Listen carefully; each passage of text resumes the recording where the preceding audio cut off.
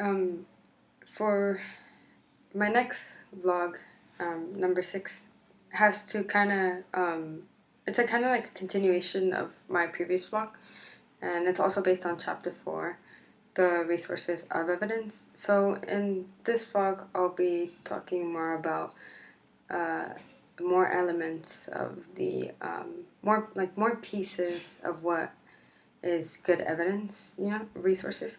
So one main thing that I'll start off with, and then we'll move on from there. It's visuals. So visuals as evidence. So it's kind of like two forms: visual rhetoric, and then visual aid. And another thing that plays in this part is like analogies. So a comparison between things, processes, or events, and all these other things. So we are given kind of like two types of analogies, and that's literal, also known as like comparizations. Sorry, and then figurative and analogies, which also is known as metaphors. So breaking this down, the literal analogies, which is more like the comparison, is focuses on like the similarities between items that are alike in some sort of way.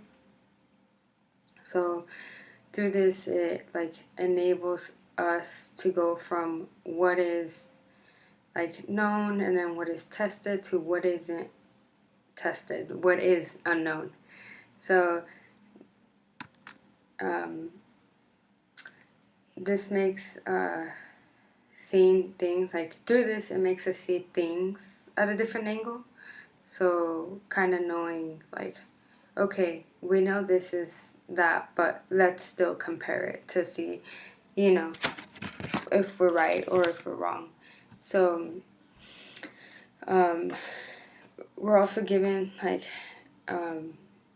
what's also talked in this section is expertise and like authority. So authority, I feel like, also plays a big role in evidence, and I feel like authority evidence helps like enable like a boost in credibility for a reader, and the functions of like the witness or the like performed, and like all these like evidences being like said and all. And so going to my reading pop culture book, there is one essay I did pick out, and I feel like it follows all the types of evidences in like spoken in this book. And this one has to do with Robert Cube. Excuse me, I might have mispronounced this, but his is based on like television addiction is no more than a mere metaphor. And as I was reading this, out of all the ones that were like given for me to choose from, I kind of chose this one the most because he talks about how like we as people don't really pay attention to like what's going on around us, but we spend a lot of time watching TV, and we don't really pay attention to the stuff that actually needs to be done. So he gives a lot of evidence, like backs up his claims with just so many like analogies and like statistics and evidence and all this stuff to like prove to us that so many of us spend so much time watching TV. And I found it really interesting because many of us just don't know that we have way too much time for TV, and he grabs like other people's perspectives and does all these kinds of like research with other like researchers and all this stuff, and I just thought that, it's,